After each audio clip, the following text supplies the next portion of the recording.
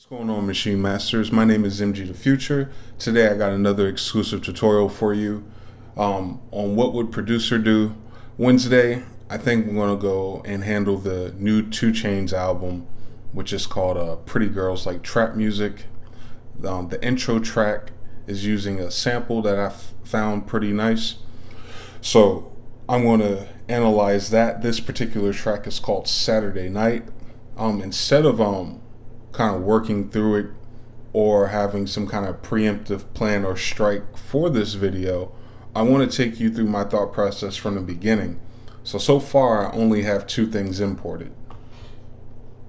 I have the original track, which is here. I got it pitched up. I'm gonna let you guys hear this first in case you haven't streamed the album yet. Y'all niggas lame for that. Y'all niggas lame for that. Shoot a man in his back. Should be ashamed of that. Y'all niggas lame for that. Y'all niggas lame for that. Shoot a man in his back. Should be ashamed of that.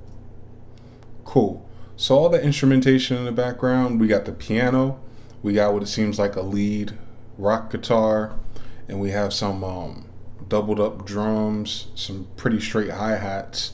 And this particular track was produced by Mike Will Made It, and he was in collaboration with another producer. I don't want to leave him out. His name was Ducko McFli. And this kind of reminds me like this would have been the same batch of beats that he sent to Kendrick Lamar. If you think about it and you compare this to DNA, I've also done the tutorial on DNA a few weeks ago. But anyway, let's start from the beginning.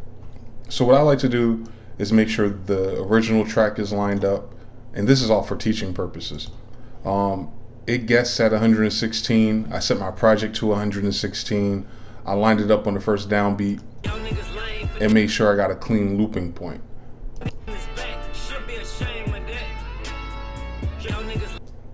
This way I make sure the tempo was guessed or approximated properly. Before I move on to the sample though, you might want to lay it out on the drums. So I do have a generic drum kit loaded that kind of sounds like that.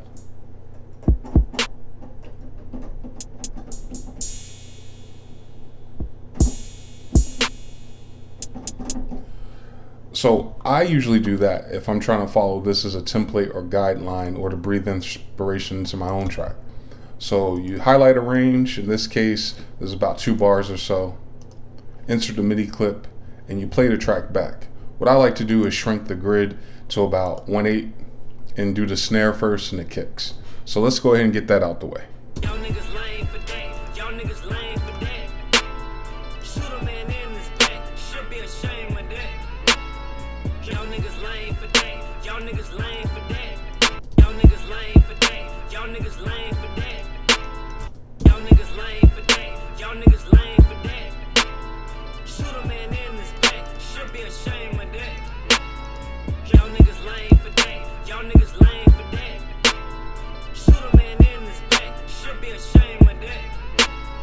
Y'all niggas lame for that. What's tricky here is that there's a sub bass that falls on this beat here. So when you're programming your bass line, keep that in mind, that the bass is doing something different than the kick, and that offset or that ghost note or that pattern underneath with the bass gives it a different bounce. So that's why this track is really bouncy, despite the fact that it has pretty straight hi-hats. So we can go ahead and just draw those straight across. It's a 2-bar sequence, so these are 1/8 notes. Y'all niggas lame for that. Y'all niggas lame for that. Shoot a man in his back. And there's like a ride sound, or what we would call a ride on a drum kit. So it's like an open hi-hat or a ride or a percussion sound or even a shaker. You use any sound you want, especially those of you who are using the Zaytoven drum kit. Any of those percussions would work. And this is between the beat and the snare. Y'all niggas lame for that. Y'all niggas lame for that. Shoot a man in his back. Should be ashamed of that. Y'all niggas lame for that. Y'all niggas lame for that.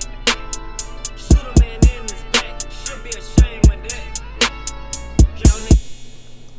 So that's pretty much it as far as that goes. The bass you're going to freestyle, of course, according to your own melody or your own sample selection. In this case, I'm going to be using the original sample to take advantage of the opportunity to teach you how I, not teaching you how to sample as much as it is teaching people how to listen for samples and how to set it up and how to use samples before you even get to chopping. This particular technique kind of mirrors back to the Jay-Z tutorial I did last week, but I'm just going to show you it before I actually cut it or do it, because I haven't cut this sample before. So here's the sample that they're using. It occurs pretty early, about 20 seconds into the song. So let's just play it through. Another thing you want to do during playthrough, before you do anything, turn warp off, and then I'll show you what's going on from there.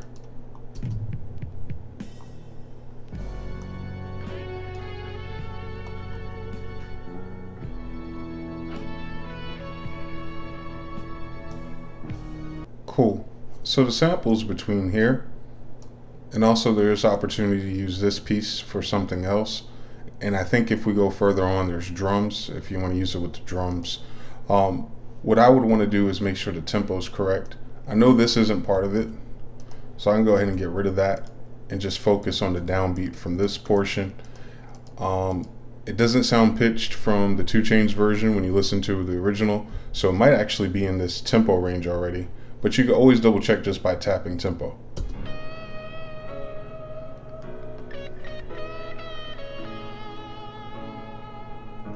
And I'll use the mouse for this.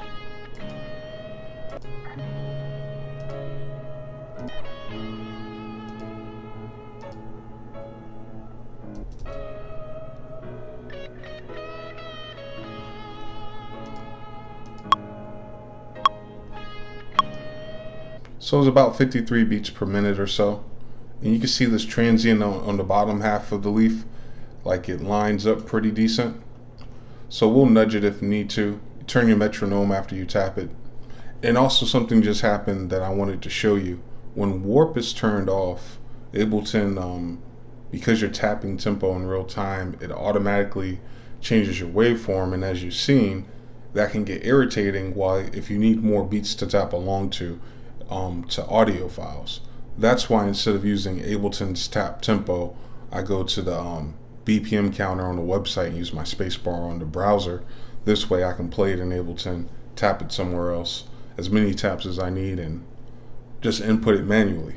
So that's why I do that when I normally show you that website where I'm tapping tempo. But anyway, let's see if we can catch this downbeat now that we have the tempo range approximated. Alright, so I'm going to zoom in on that just by squeezing down on the time. It's around here somewhere.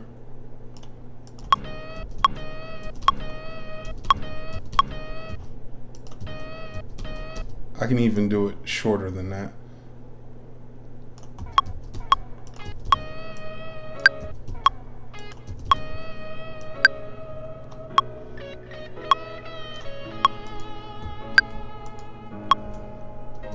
And what you could do once you think you have that first downbeat, just do a short loop, like 2 bars or so. And then just keep expanding it. And if you're ever wondering how to turn your metronome down, this blue bar down here at the bottom right, that's the level for metronome. That's also the level for sounds that you're previewing in the browser.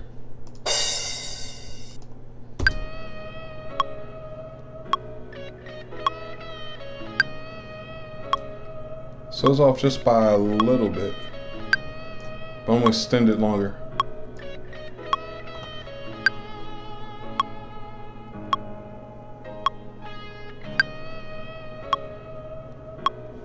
So I hear where it's off at. I could also see the transient starting to fall off, and that's fine. That's one of the things I like about Ableton Live. So if we get a perfect tap tempo, it might work, but with some old music, they're not playing to a metronome. They're just playing how they feel, especially a lot of soul music, especially a lot of music that's in a different time signature. So what's important is finding the looping point, even if the tempo you tapped isn't perfect. So you would move your loop marker to around here or so, kind of zero in on it, see if we can catch it and get a decent loop.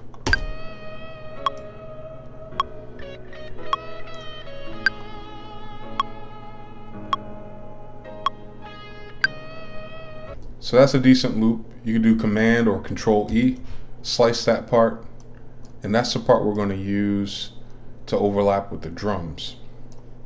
So we can move this back. And this, of course, is in 53 beats per minute. So it's going to sound off because it's not in the 116 anymore. It's basically halftime. But I'm going to show you why it still works or why this is still important. So I'll play this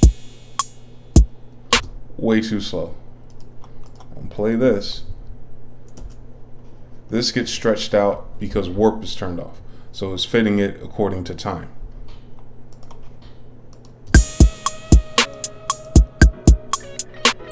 And right away you can hear it's off. And matter of fact, more importantly, when you're using a linear sequencer, you can see that it's off. So I'm gonna go ahead and consolidate this piece, since I know within its own time, within its own loop boundaries, with its own count of 2 bars or 4 bars or however long you take it, it loops perfectly fine. So I can consolidate it, being confident. I can go ahead and add a warp mark at the very end, as you can see at the bottom of the screen. And what I can do is pull it back to 5, which is an even count. And you can see this little extra part here. Take it back. We can loop this range together and see if it fits better.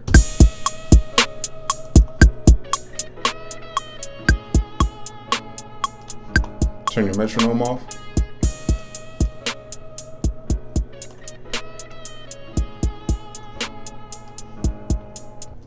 So for this part, we have complex. If you want to tighten it up some more, you add more transients, especially on each of the downbeats. This can be tricky, so be careful. I'll pull this one over to a downbeat and this one over just a little bit.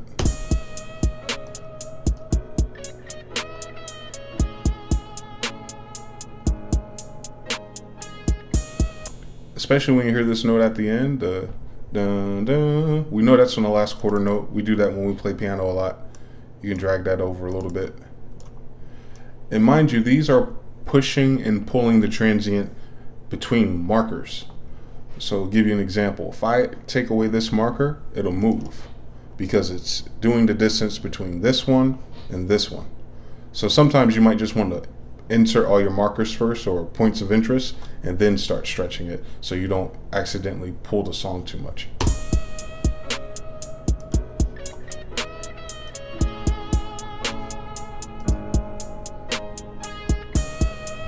So from here you have quite a few options, right?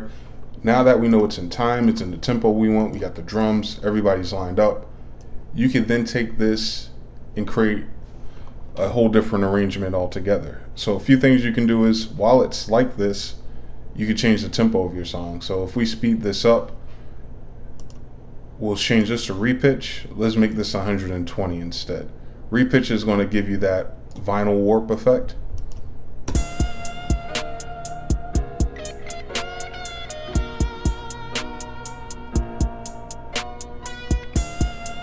Here's the tricky part. Let me undo that. Let me put it back to complex.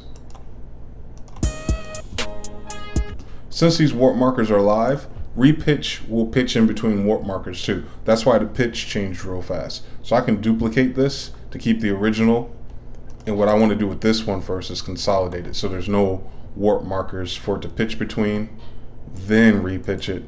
Because once you consolidate it, it locks that sample into 116 beats per minute at this 2-4 bar range. Then we'll jump it up to 120. So there's no weird pitching at the end.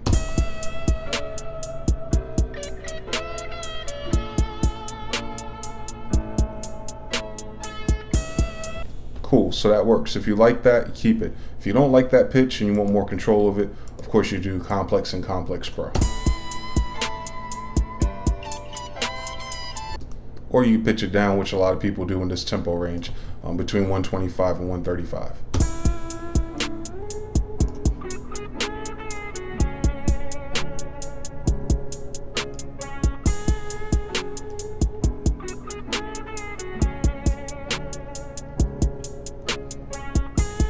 And then of course your low pass filter that adds some reverb. All right, so now you're like, all right, so I'm changing the pitch, I'm doing everything. What would be the next step? Next step for me is to find the key. If you can play it by ear, perfect. I can't play it by ear once it changes pitch. I don't know why it's not an ability I have unlocked yet within my subconscious. So I'm going to go ahead and save this as new pitch. Call it whatever you want. I'm going to save it to my desktop. I'm going to open up Key Finder. And once I have Key Finder, all right, I can drag it in, find the key. It thinks it's in D flat or D flat major if there's no M next to it. So if that's a D flat major or C sharp major, you can find the scale. If you don't know the scale by default, you can go on Google, type in the name of the scale, and it'll show you the keys on the piano if you click on Google Images. So you do that, you play with those 7 keys, find the bass, find the notes, try to copy or replay the melody that's there, especially the piano parts that are in the background, the chords or the lead guitar. Add your own sounds to it, take the sample away, build around those sounds, add a bass, etc. Bring the sample back in, and you're pretty much done if that's what you're going for. If you're more in like because this is more of a southern style track, so to speak, I wouldn't chop it too much, but I'm going to show you how to do that just in case. So first things first, we go to instruments, we go to simpler. You want to drag this sample, and I'm going to test this out first. I'm going to try the one that's not consolidated and repitched, the one with the warp markers, just to test it out and see if it still works. So you just highlight this, highlight the sample first like it is here, click on the MIDI channel your simpler's in, and click and drag real fast to pull it down in the simpler. If you save it in a folder like we did with the desktop and navigate to the desktop, you could just drag it in from the browser if Ableton is switching between screens too much. So now that we have it in here, we can go to slice mode.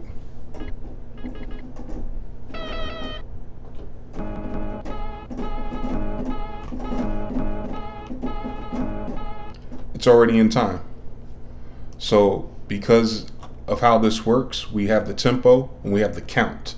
That's the only thing that Simpler cares about, and it'll keep it in time and pitch it how it sees fit when you play along with the beat.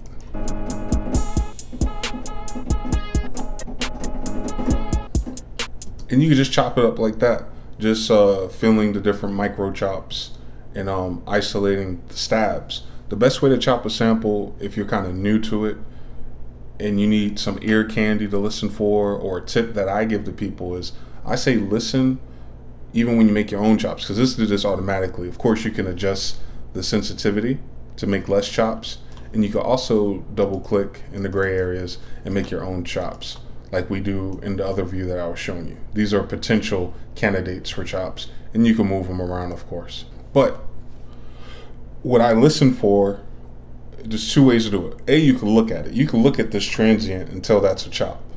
So you could do a transient chopping. Most of our software automatically does that, so there's no need for you to really stress out about that, unless you're on the DAW linear sequencer view when you're manually chopping with your mouse.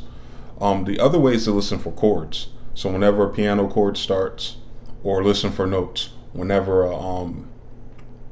that lead guitar begins.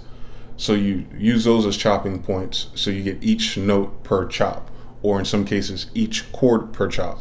So anyway, again, I'm MGTheFuture. I want to thank you guys for tuning in. If you're not a subscriber, definitely subscribe. If you liked the video, let me know. Give it a thumbs up. Leave a comment below. Share it on Twitter if you guys are on social media. Speaking of which, definitely follow us. I'm at MGTheFuture, primarily on Instagram if you want to reach out to me or send me direct messages. And also follow the Maschine Masters at the Maschine Masters. Thank you guys again. Until next time.